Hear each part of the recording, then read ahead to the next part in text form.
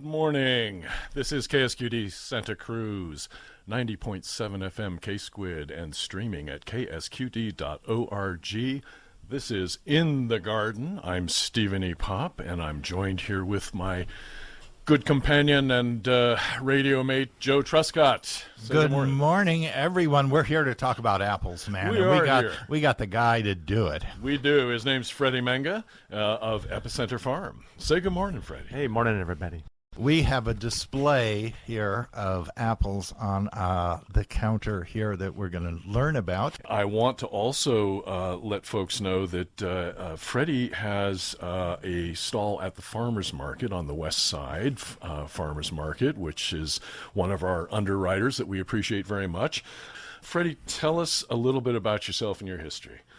I guess I grew up in Santa Cruz County, and from pretty early on, I encountered abandoned apple trees in the brush and out hiking. There's a lot of orchard history throughout the county, and there's always kind of a weird tree out in the woods that I say, well, this is not a red delicious. It's not a golden delicious. It's not a pippin. What is it? And I would be curious, and those questions sort of built up. I eventually kind of started pursuing apples, and a friend of mine bought an orchard and planted a bunch of weird apples, and I tasted a golden russet for the first time, a Calvo Blanc, and I'm like, oh, these are different. These are just not what I'm used to, and I started grafting those trees onto my red delicious and golden delicious, and pretty soon accumulated a few apples, and then met Orrin Martin, met Nick Botner, the guy up in Oregon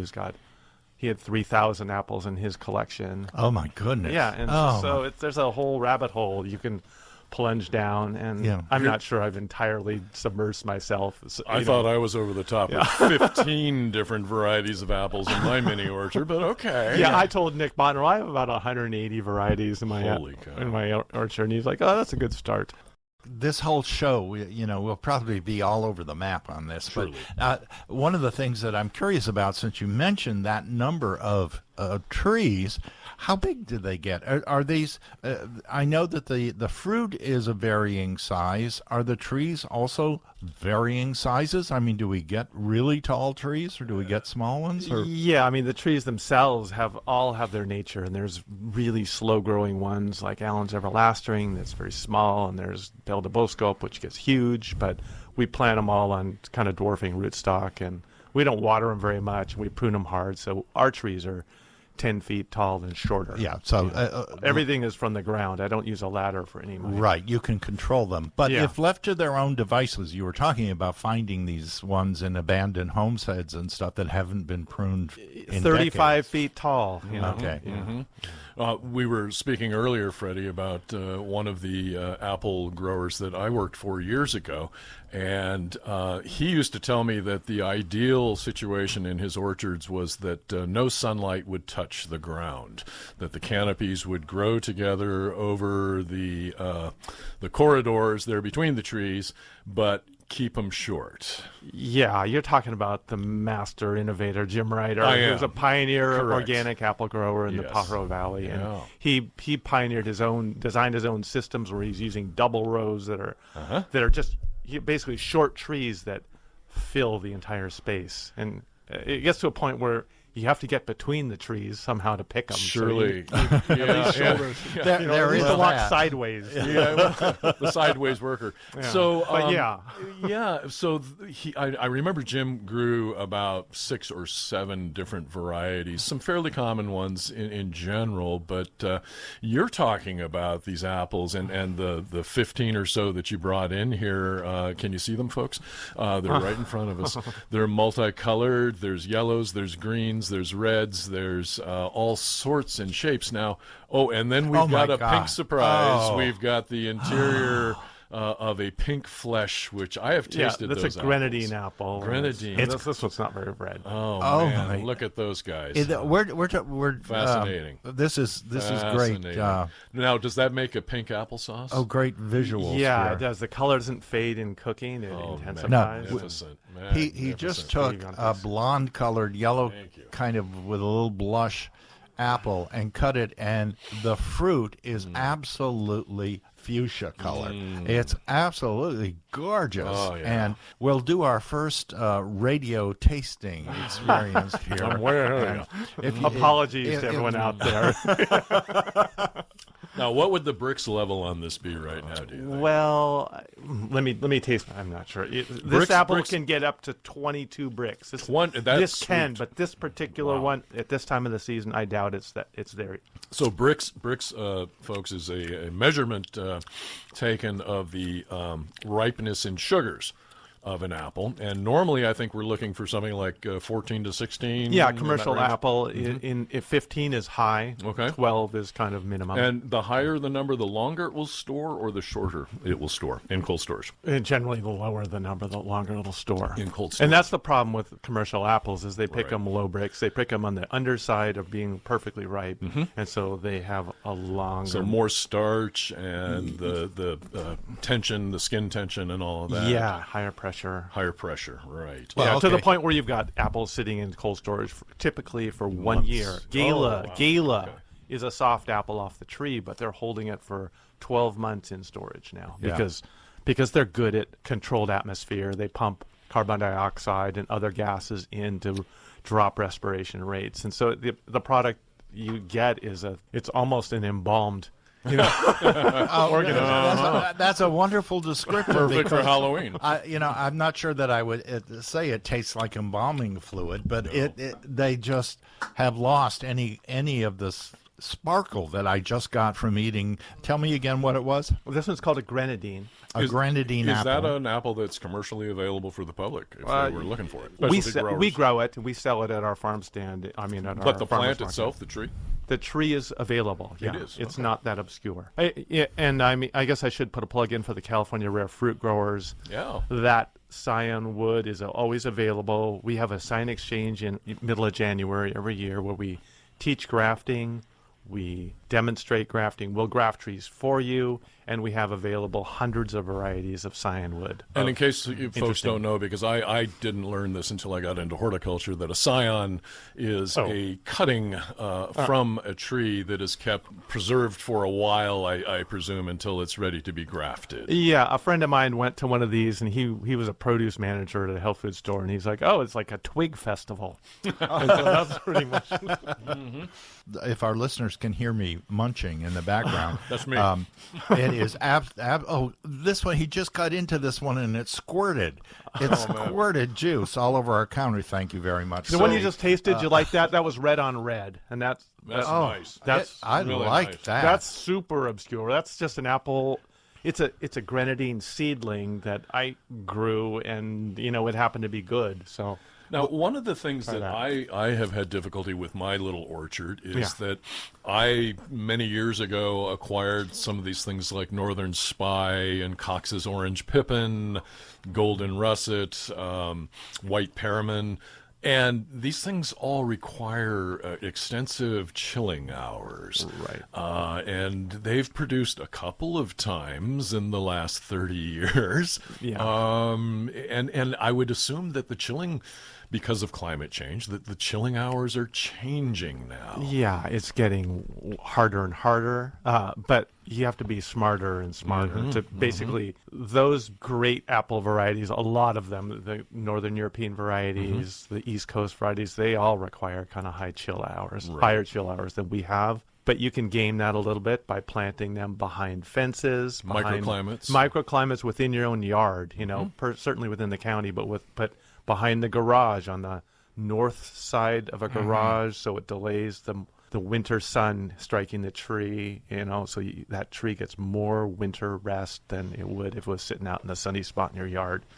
Yeah, and it's not like we don't get some frost, because We get some frost. We do get frost. Yeah, you don't have to grow low chill apples, and it's difficult sometimes to grow technically low chill apples that require almost no chill, because those things want to bloom out Things when like it gets Anna sunny. or Granny Smith. Yeah, or Beverly Golden Hills. Dorset Golden. Yeah, those it gets it's hot in mid-January and they want to They bloom. flower. They do in my place. And then it rains and they're covered with scab and the flowers don't make it. So those varieties, those have chilling hour requirements, and chilling hour requirements are temperatures below 45 degrees, and I guess above 35, 32, somewhere in there. Yeah. So, and that's Roughly. consecutive night hours in order for these trees to vernalize or be able to bloom and produce fruit in the spring or summer when they do bloom. Right. So the ones you were just mentioning, those had a lot of those varieties, I believe, were developed in places like Israel or Australia, and they have these really low chilling hour Jamaica. requirements, like Jamaica too. Yeah. The next we'll be growing apples in Vietnam. It's just like 100 hours, and most of the ones that I mentioned that are in my little nursery garden, they're like 800 to 1200 Right. to 1600, and I'm never going to see 1600 here Right. again. Yeah. Northern Spy. Good luck. You know. And there's another thing is people are experimenting in Southern California with growing high chill apples in a low chill environment, and they're de-leafing the trees in October. So that de-leafing process, I guess, triggers some hormone release within the tree that helps it accumulate, helps it go dormant, helps it vernalize, and it'll wake up and actually perform fairly well, kind of normally in a climate where it hasn't gotten the chill it really needs. But once you get it to grow, you still have to ripen these Cox's orange pippin hates hot weather ripening conditions. Some of these things are really sensitive to heat. And so chill is just part of the battle. If you're growing apples that aren't suited to your climate, the other part of it is, can you ripen that apple in our conditions, Right. And in terms of determining, I mean, we talked a little bit about Brix levels and the sugars, and there's also starches and pressure. I guess you could go with acid, but that's probably not something that is one of the regularly used tests. But there's this thing from full bloom. So that's the time at which the percentage of a variety in your orchard is at full bloom to harvest time, or the time that you'll start testing for ripeness. Right. Can you talk a little bit about that? I mean, how long is that? How do you know it's you're at full bloom? Well, that's not a very useful measure in our climate, because on the East Coast, when it's freezing, and then spring hits, and it's spring, suddenly the trees are completely satisfied their chill requirement. The first sunny days hit, they bust open, and they go into this synchronized, perfect full bloom that's very organized. And here we'll have often a staggered bloom that lasts a month, or a month and a half. And each individual apple has its own particular from full bloom to harvest calendar. It's got its own timing. So I grow 80 kinds of apples. I don't count days from bloom, because it's impossible to determine when full bloom is, because it's pretty amorphous. Sure. And I basically just have to watch the apples. I watch the color of the apples as the ground color turns from green till begins to turn to yellow. Then you've got it. You cut an apple open, you look at the seeds, how the seeds going from when it's unripe, the seeds are white. As it ripens, they go from light brown to dark brown. And so you can kind of figure out where you are on the spectrum by cutting the apple open and looking at the seeds. If they're light brown, you're on the underside of being ripe. You're at the minimum, ripeness. And if it's sour, it'll get sweeter. You might be picking it early. And will it continue to sweeten once it's been harvested, once it's been picked? Yeah, a little bit. It'll continue. Yeah. So it's mellows. not like a pear where I'm going to go up and, well, if it falls off in my hand, maybe it's time to, touching the pear on the tree and it comes off easily, that, oh, hey, that's, a good time to harvest type thing. Not with an apple. Pear is another science in itself. We're not going to go into pears. Apples and oranges? Yeah. Okay. You were talking about the blooming period, and apples have the habit, don't they, of showing some green leaves before the buds come out, as opposed to plums or other stone fruit that bloom first and then show green. Huh. Yeah. I don't know. Is that right, Joe? You're the one with 150. That's been like 6 months, so I can't remember anything that long. I think they bloom first, Joe. I'm not sure. I don't know. So Maybe not. that was They my kind question. of they kind of bloom first, but they show some bud, some tip. yeah, you know. green at all, as opposed a to little bit. Yeah. And I mean, just to be polite, yes. Well, hey, I'm trying. It's an educational experience Okay. that we're providing. this here. is educational radio, KSQD. Exactly. Well, Freddie, as you're cutting apples and passing them around here, we know that there are a lot of different types of apples in terms of varieties, but then some are going to be better for eating out of hand, some are going to be better for cooking, and maybe some are just good for making cider, the old Johnny Appleseed thing. So maybe you could describe some of the varieties that are good for those particular uses. Yeah, I recently saw an article somebody wrote about baking pies, about pie apples. They made 10 pies with 10 different apples, and they used Golden Delicious, Red Delicious, Fuji, Gala, Rayburn, every single apple, Granny Smith, with the possible exception of Granny Smith. Every single one of those apples, I think, is pretty much terrible for a pie. I mean, those an eating apple, Red Delicious, Golden Delicious, Gala, those are nice when they're in good condition, haven't been stored too long, and they're eating apples, and so they've got a high sugar and fairly low acid flavor profile. But for a pie, you need to have a pretty high acid and robust flavor profile to offset the sugar that you have to add to a pie, so that you don't end up with a steamed mush center. Apple sauce pie. Right. So you got to put sugar in. So once you put that sugar in, pretty much any eating apple is neutered as far as flavor goes. And so traditional European pie apples, like the Belle de Bosco, I'm going to cut a piece right here. We have one here. Yeah, I have one, and it's amazing apple. It's huge flavor. It's got a great texture. It's actually a pretty intense eating apple. You know, it's not really what people I'll munch turn on. away from the microphone for a moment here. But Oh boy. But Newtown Pippin, that's a great apple for a pie. A Gravenstein is pretty dang good. You know, those are classic European. Well, Newtown Pippin is the oldest one of the oldest Exactly. American. And I've got one in my yard. Yeah, I think Do you know this- 1660 or something. Yeah, you know the story.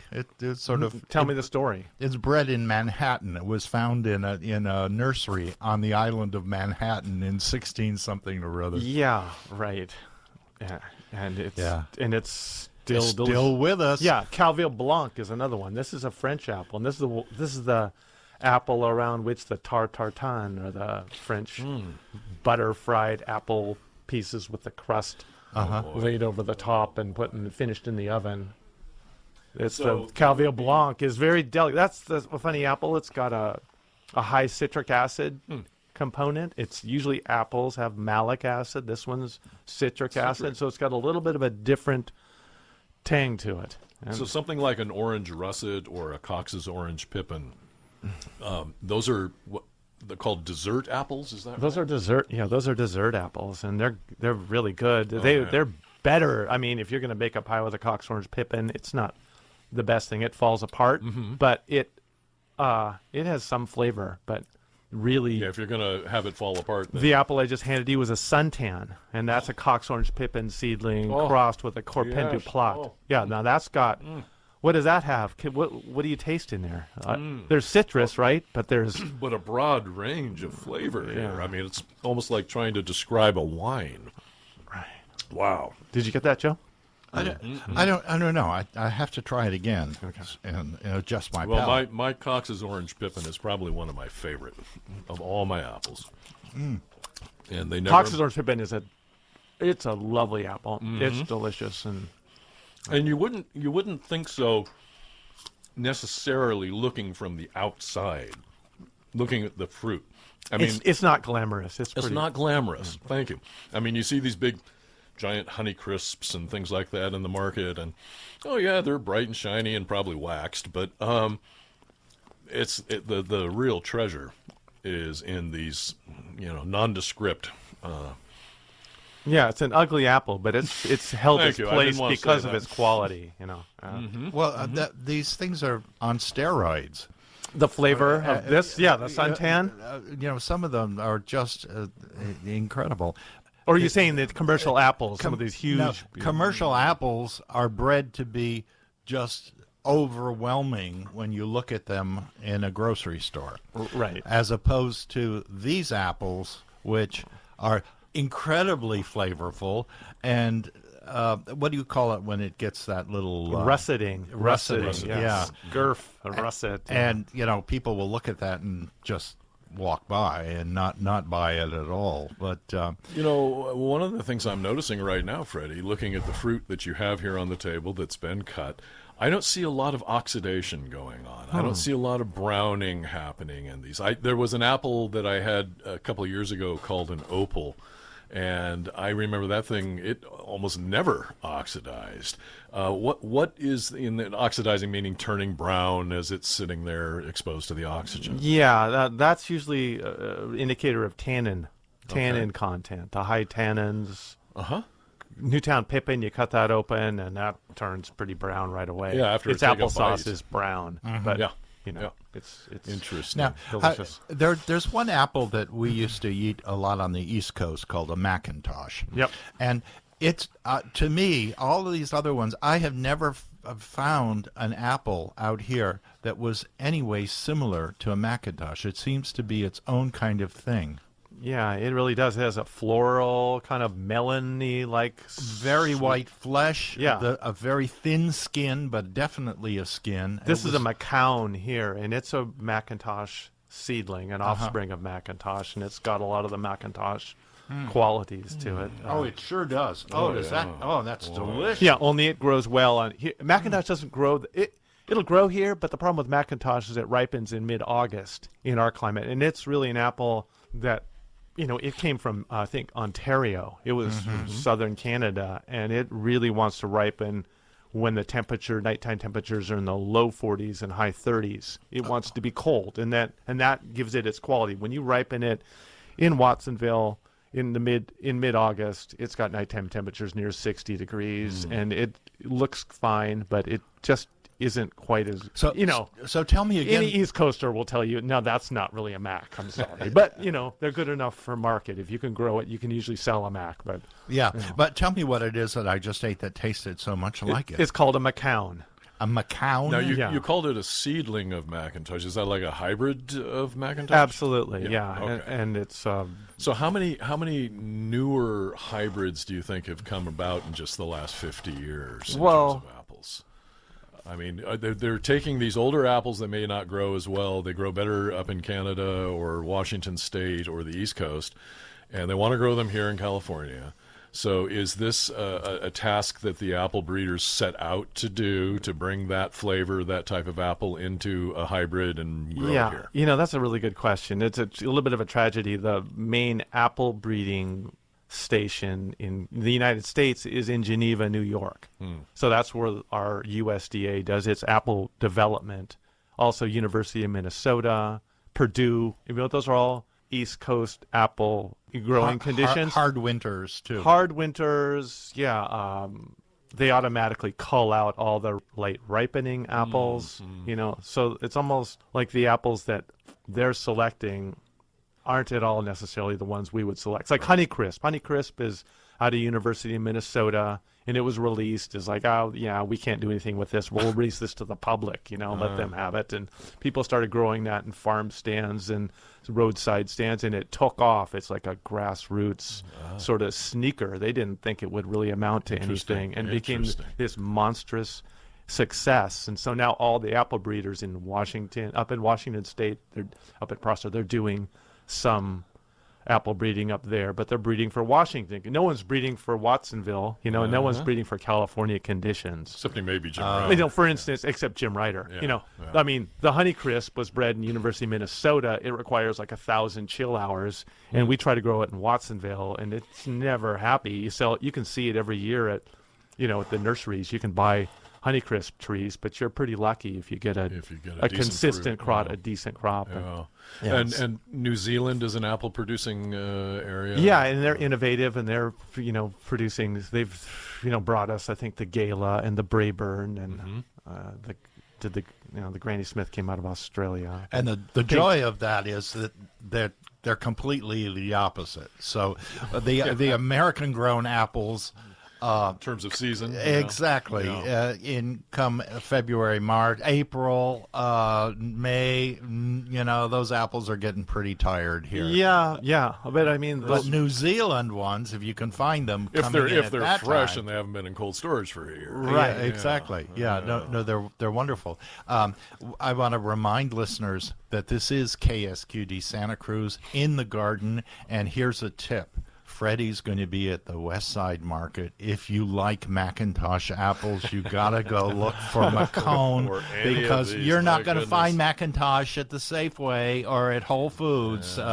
You need to have this, and here comes another slice. this is a It Stardust, worked. and It this worked. actually Stardust. also has a little mac in there too. Yeah, Textures. I feel that apples are such a part of America's cultural history, and the more that we learn about them, we'll talk about Johnny Appleseed in a little bit. Let's but, do.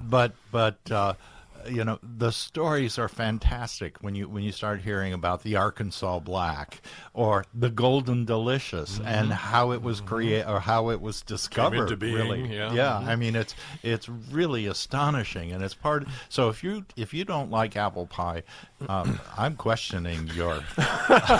Your level of patriotism? Well, no, I mean, I think there's a real understandable, really forgivable reason why apples have kind of a dull reputation.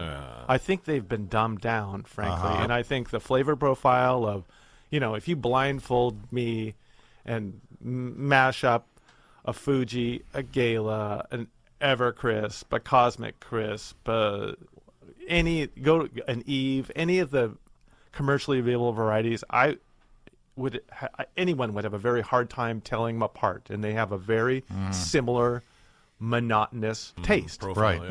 Yeah. They're basically bred to be completely acceptable and inoffensive to the broadest range of people. Lowest common denominator. Yeah, so you have Well, marshmallows basically yeah. masquerading as apple. And we're also talking about trees. Commercially, when the trees are in the garden, they've made an investment in developing these trees Right. and waiting years for them to grow. So even though the Red Delicious has been surpassed years ago, what are the farmers going to do with all those trees that they planted? Are they going to dig them up because some other variety has come around? I mean, They they're do sometimes, but Yeah, you look know- at Jim Ryder's operation. They innovated when they decided. grafted on. Yeah, they saw Red Delicious that's over. They would graft them Jonah over, Golds chop them or back. whatever, Jonah yeah. Golds Yeah. and Sunrise. and- Newtowns. Yeah. Well, I think that what we're going to do right now is we're going to take a very brief musical interlude while we stuff our cheeks full of apples like squirrels, and we'll not be so rude. we'll be right back. All right, folks.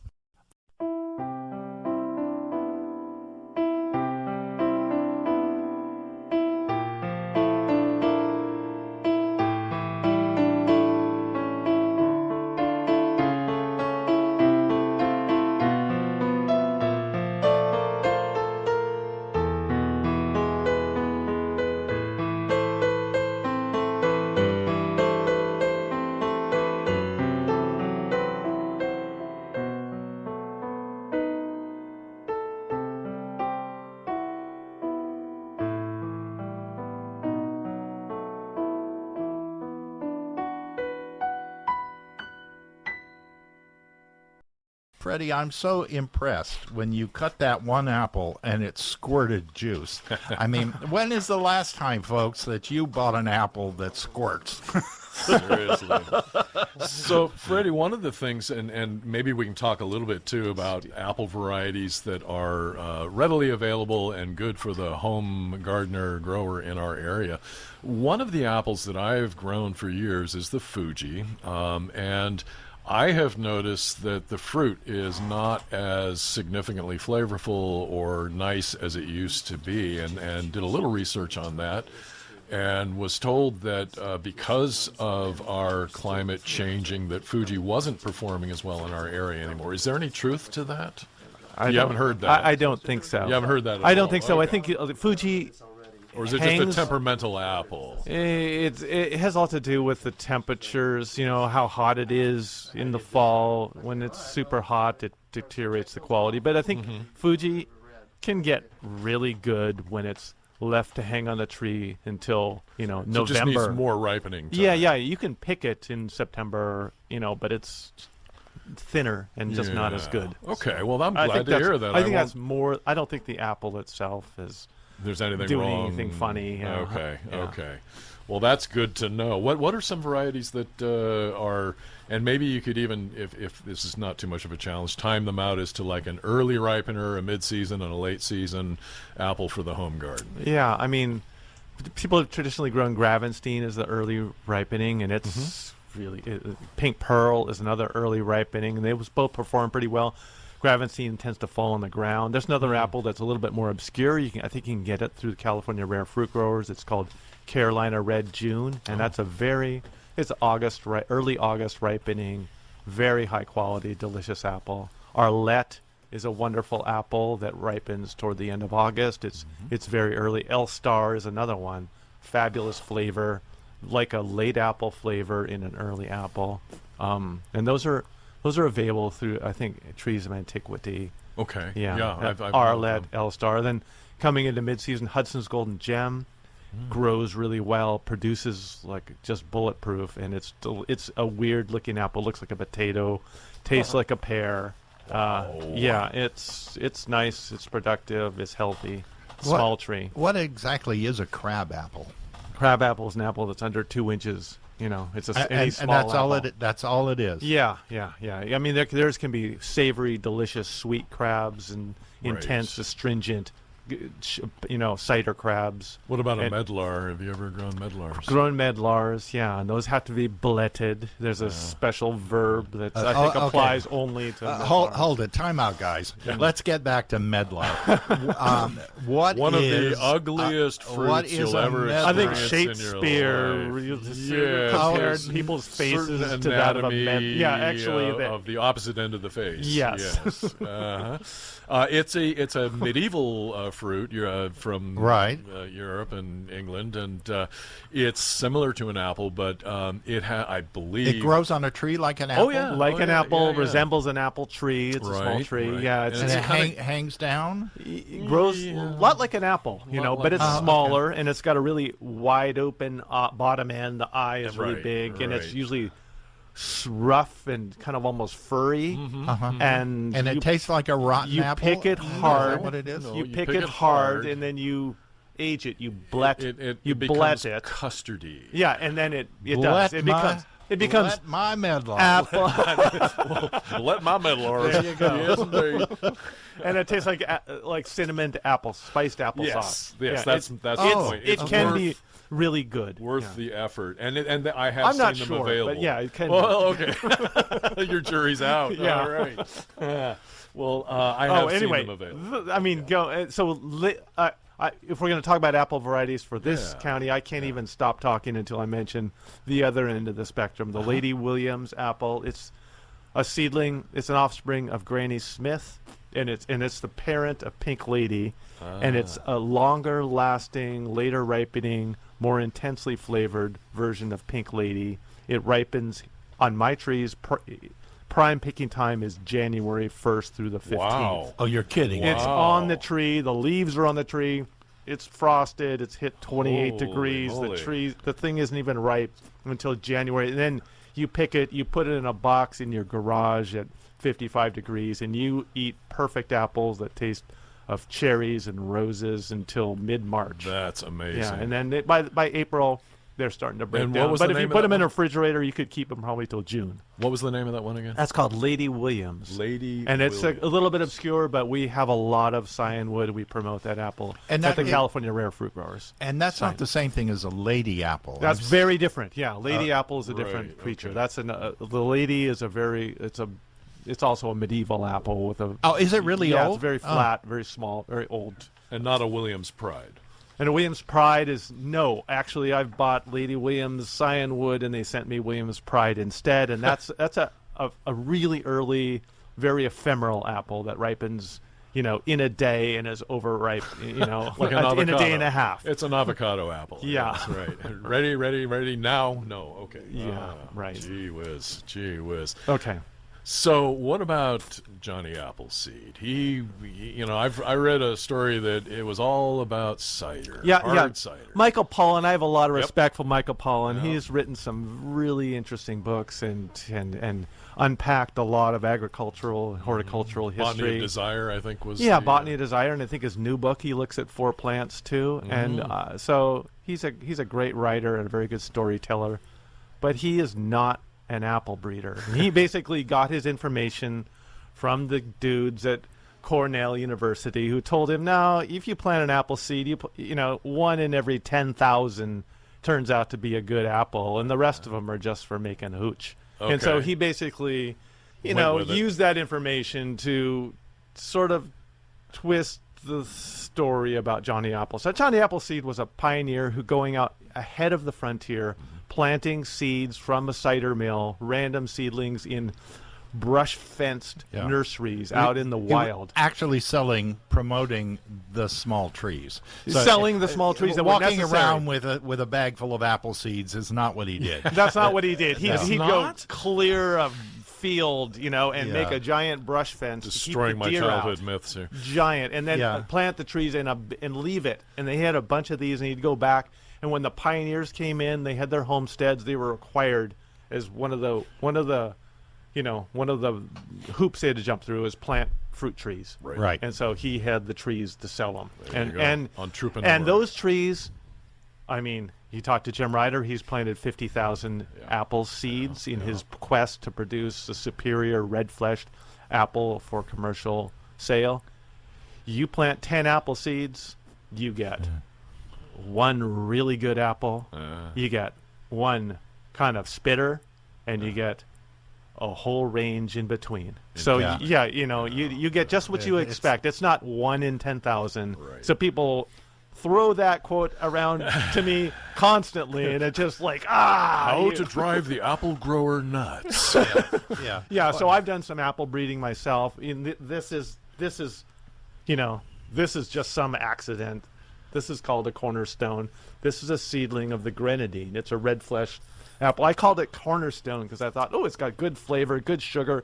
It's going to be the cornerstone of my breeding program. And that was before I found out that pink flesh. It doesn't have pink flesh. No. But I thought, it's got pink flesh recessive. Delicious. Pink flesh is a dominant gene, so it can't possibly give pink flesh to anything. So it's not the cornerstone of my apple breeding program. It's just an apple, but tastes pretty good. It's got a grapey, strawberry flavor. Absolutely. I was going to say that. I was shy about this apple. It was like a throwaway. This is like one of my rejects. And people taste it and they're like, that's good. Really? It's not the prettiest apple I've ever seen, but it's certainly one of the best flavored ones I've ever and had. this one here, this is another one. That's another, I don't know. It's like, oh my gosh. Apple breeding is something that people can do on a really small scale. Yeah, and they can do it on a really small scale. They can come up with nice apples, and it's sort of fun. This is out of the world. Oh my wonderful. goodness.